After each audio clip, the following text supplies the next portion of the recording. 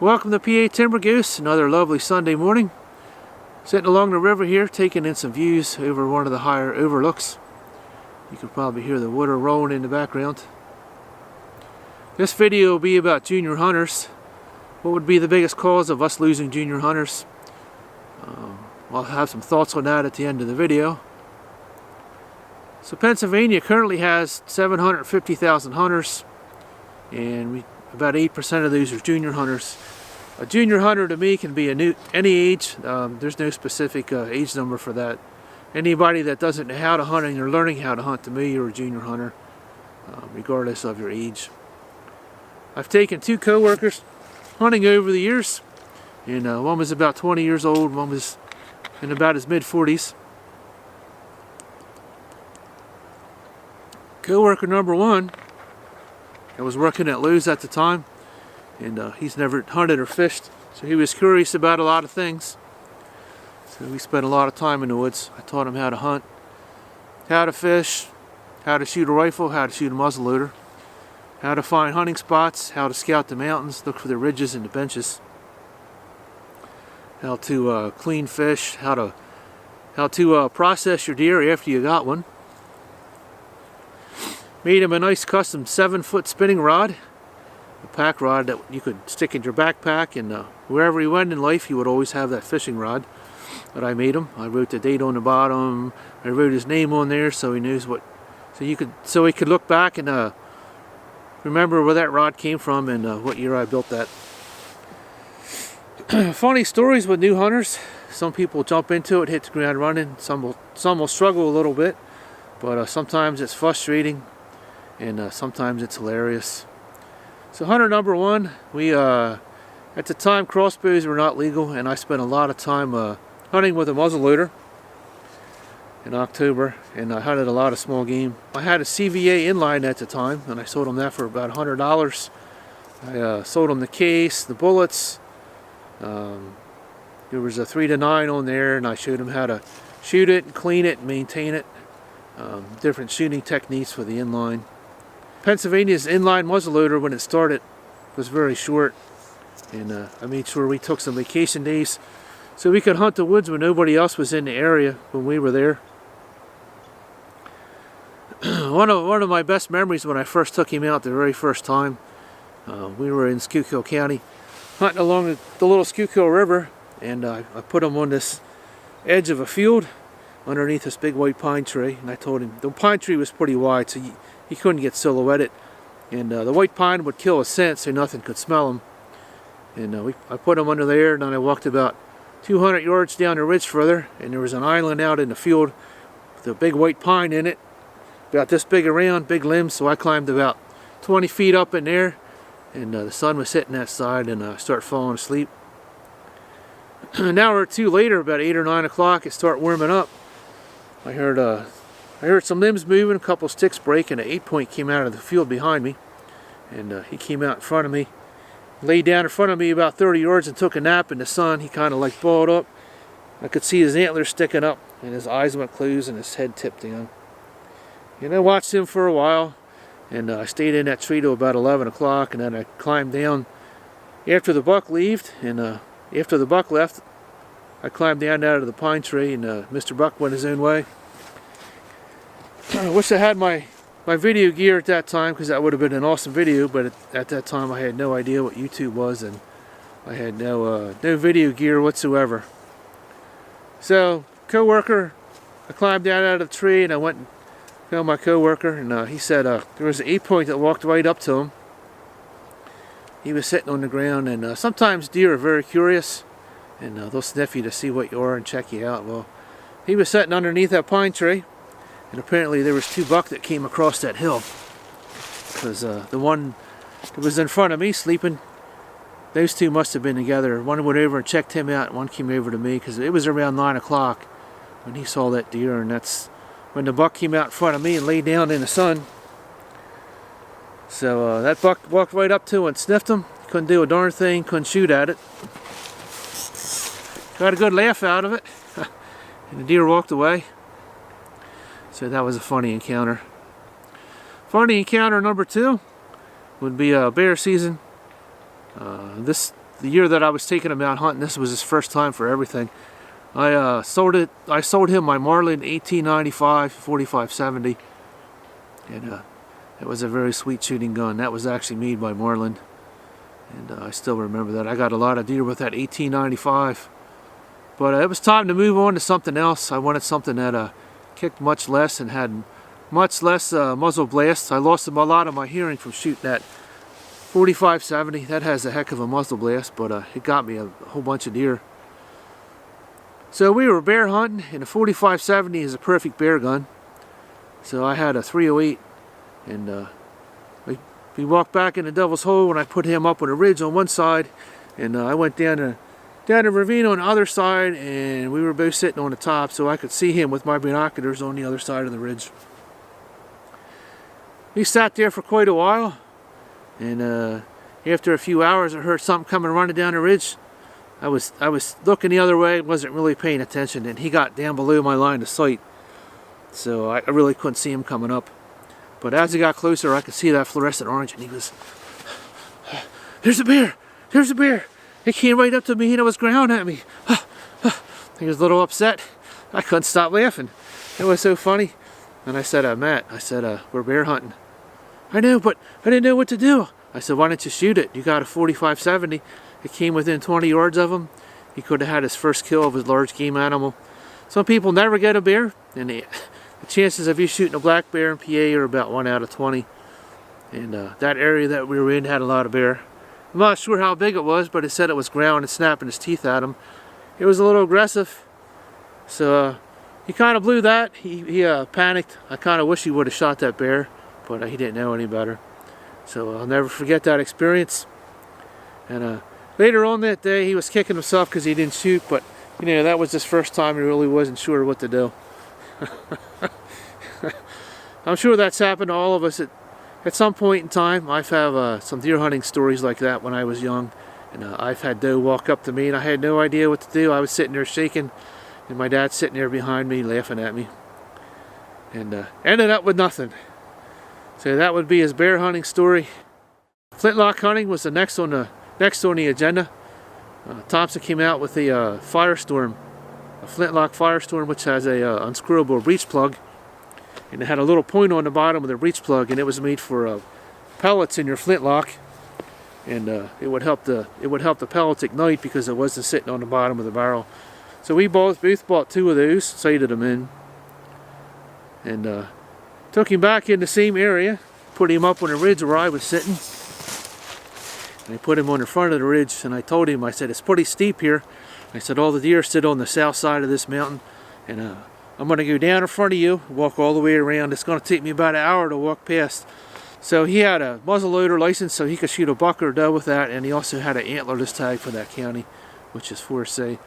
So I put him out on the point, and it was pretty warm. It wasn't early in the morning. I waited until about 9 or 10 o'clock when I knew the deer were laying up there in the sun, and there was some snow on the ground, so I was following their tracks, and I walked around this side of the mountain.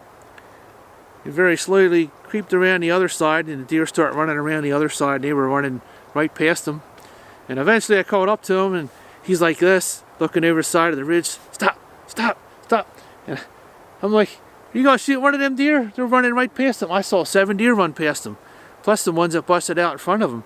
He never even pulled the hammer back on his gun. He's just sitting there like this with his hammer down, and some of them stopped and looked at him, and he didn't do nothing. So it was a total wipeout that year. Could have had a bear, could have had a doe or buck, because there was a bunch of deer ran past him, and both of those are funny times. They were kind of frustrating. The first time we were in that area, I believe it was the second or third time we hunted that area with the inline. I put him up on the other side of the mountain, and we got up there in the middle of the day, and I put him in another one of my spots. New hunters, I always try to put them in the best spots so they have the best advantage of actually seeing something or shooting at something. And Devil's Hole is a very vast area, and at that time there was not a lot of houses in there. You could walk for miles and not see anything, but you definitely don't want to walk around in an area that you don't know where you've been. So I put him in the spot, told him to stay there, and we could text back and forth because we were both sitting on top of the mountain. and I didn't see anything.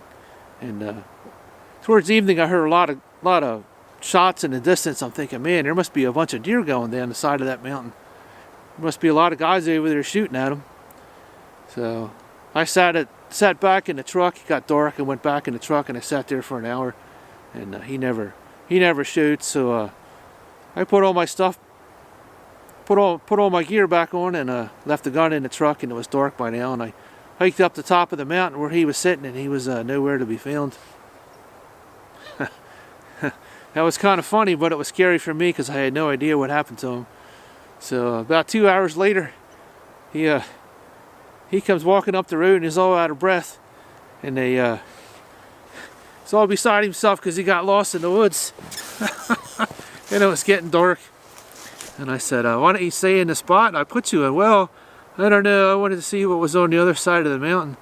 So he proceeded to walk way down the other side of the mountain, and had no idea where he was and got lost.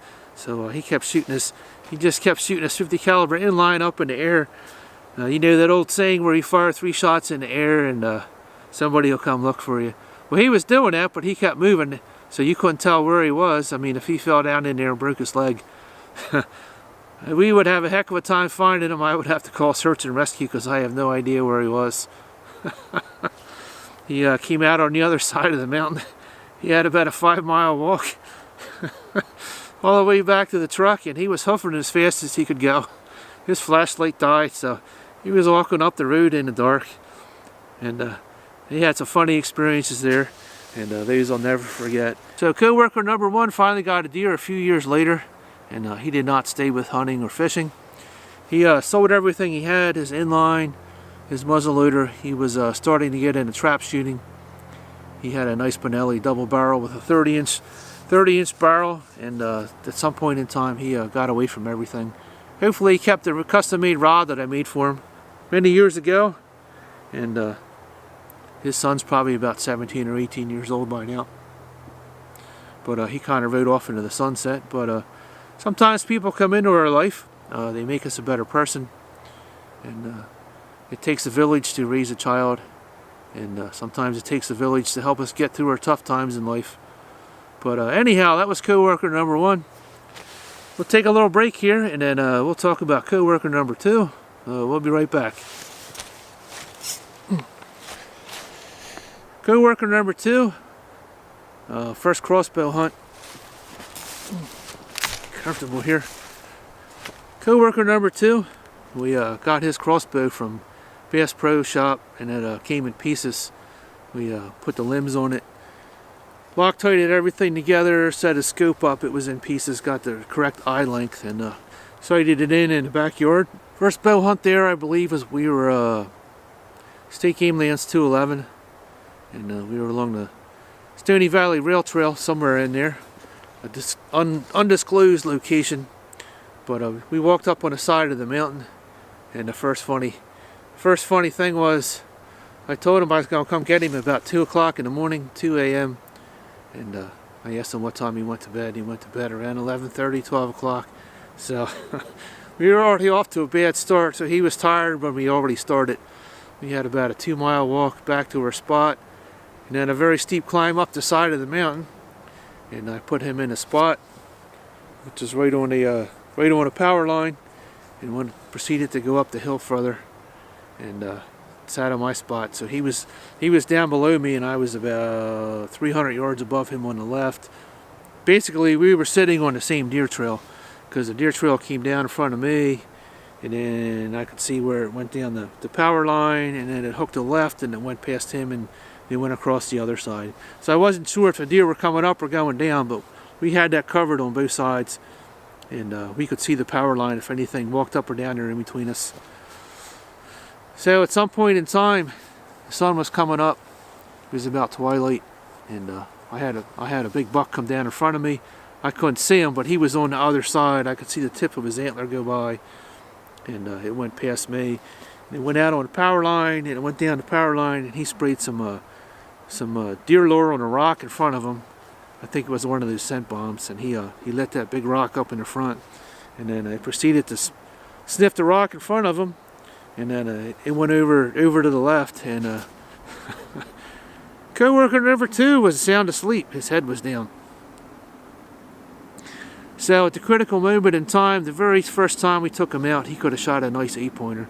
That buck had a nice wide rack, because I could see this much of it sticking up through the rhododendrons, and it snuck past me. It was just down over the dip too far, but it was a very large body 8-point. And it went over to him, and it started blowing at him.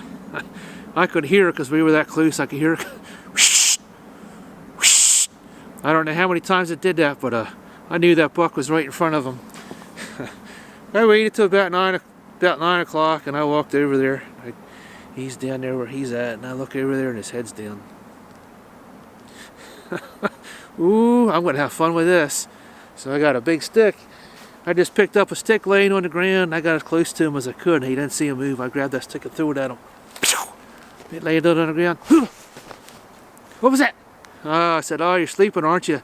You didn't go to bed early enough. He says, you see that big buck in front of you? He said, I don't know, I heard a lawnmower. You know how a lawnmower starts, you pulling it? He said, I heard a lawnmower down there. I said, that was a massive 8-point buck.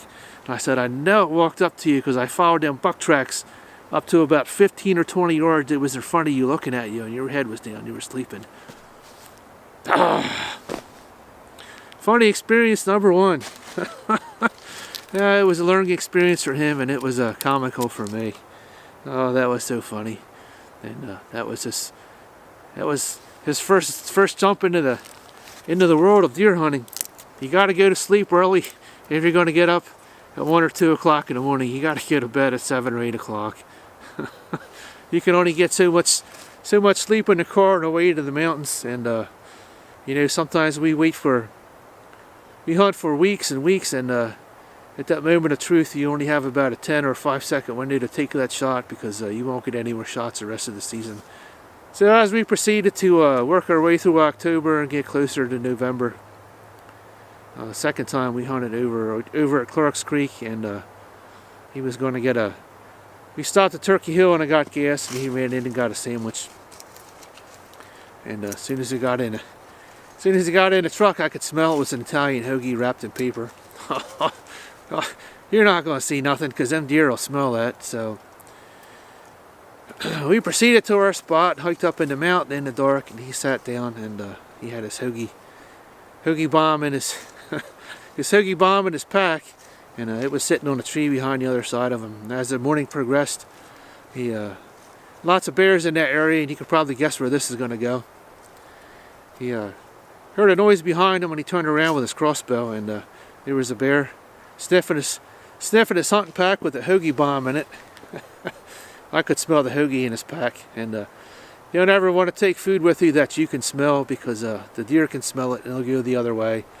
And luckily he was paying attention, and like another minute his pack would have been gone.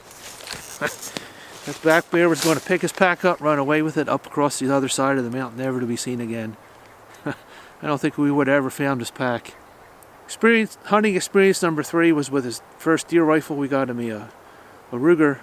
We put a 3-9 on it and sighted it in. He spent all summer shooting that gun, and rifle season rolled around, and he found his own spot. He did good with that. We spent a lot of time scouting, so he knew what he was looking for. And about 7:30, he's starting to text me, and he was so excited I couldn't really understand what he said. All I could get out of what he said was, I blew it, there was 2 deer, and I missed them both, and that was pretty much the end of that. So around 10 or 11 o'clock, we went up to where he was sitting, checked him out, and he had 2 doe come in front of him. He was looking at up the side of the mountain, and there was a deer trail going across the ridge, and the other hunters pushed 2 deer to him, and he was so excited. He put the gun up, pulled the trigger, bang! Never even looked, so who knows where that round went. He went a little bit and stood there, and he rammed another one in there, let another one go, and didn't aim on that one either, so it ran away. Unfortunately, that was another hard lesson, and that could have been his first deer right there. But you have to keep her cool, and we've all had buck fever at some point in time, and it's cost us a deer. And there was another teachable moment for co-worker number 2. You have to keep calm and look through the scope and put the crosshairs on that deer. You can't just put the gun up, pull the trigger. No matter how close these deer are, You might get it, you might not, but odds are you're going to miss. Experience number 4 would be is when he finally got his first deer. And we split up in the morning. He sat on one side of the ridge and I sat on the other side of the ridge. And we were hunting in an urban area. And that morning I didn't see anything. About 8 or 9 o'clock he told me that he shot a big doe. He had a bunch of doe come past of him and he shot one of them. So I heard his crossbow go off. It kind of scared me.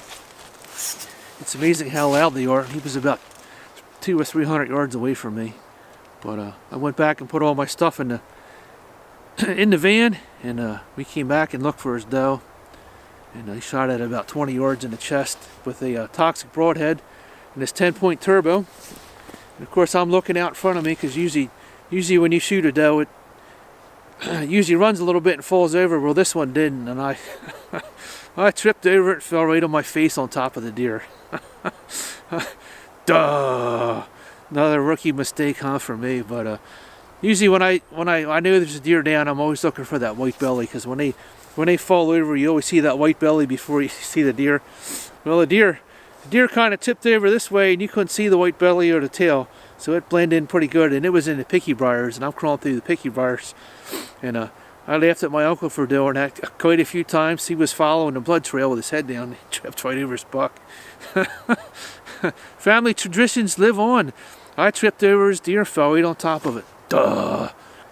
So there was this deer, and we pulled it down next along to the water, and proceeded to field dress it. And he was holding the legs up for me while I was cleaning it out, being very careful not to cut my fingers.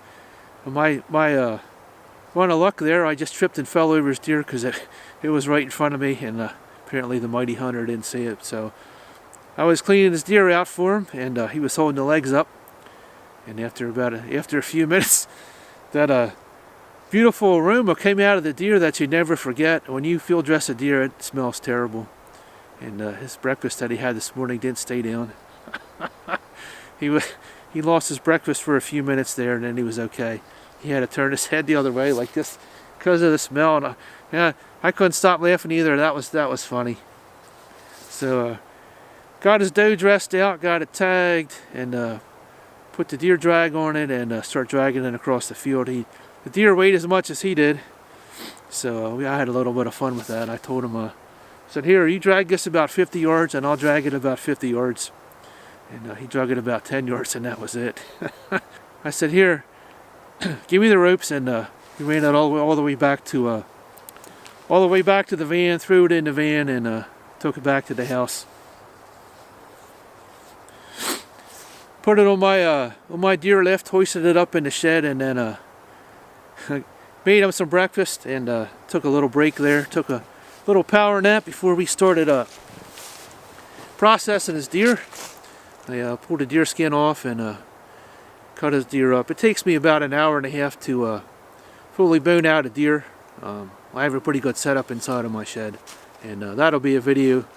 That'll be another video. I already have a deer processing video. You can check that out, and I will put a link to that attached to this video. But he did pretty good, and this year he actually got 2 doe by himself, and he processed that all by himself, so he's doing a good job, and he did not give up. Fortunately, he stuck with it. So there would be 2 of my co-workers that I took under my wing and taught them how to hunt. If you have anybody that's interested and they want to go hunting, let them go squirrel hunting. Start with that. And there's a lot of squirrels. Deer are becoming very scarce. But so what would be the reasons that we have no junior hunters? What would the reasons be that we're losing deer hunters? The older hunters we're losing through attrition, and they're starting to give up. Our deer population is shrinking.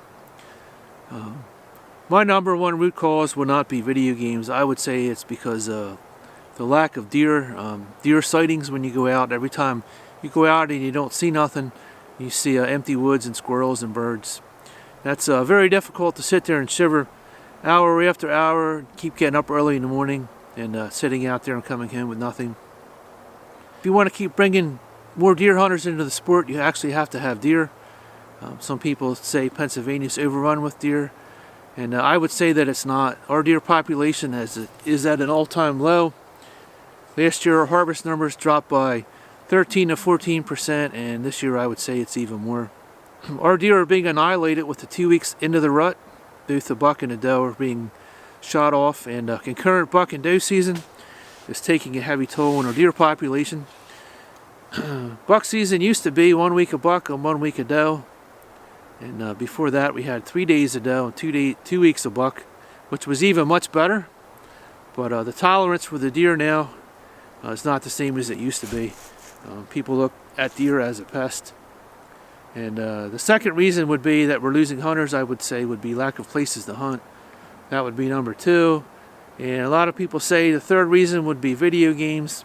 And I would probably say that that doesn't contribute to it. If you go hunt, you expect to see deer and you expect to harvest deer, not go for years with nothing. So there's some thoughts on why we're losing our deer hunters. And I hopefully you enjoyed this funny video of my 2 co-workers that I taught how to deer hunt. And thanks for watching PA Timber Goose. Like, share, and subscribe. Check out the community page on PA Timber Goose too. And hit that subscribe button. It helps the channel grow. And comments are always awesome. You can share your hunting stories with me in the comments section. And we'll see you on the next video. Thanks for watching PA Timber Goose.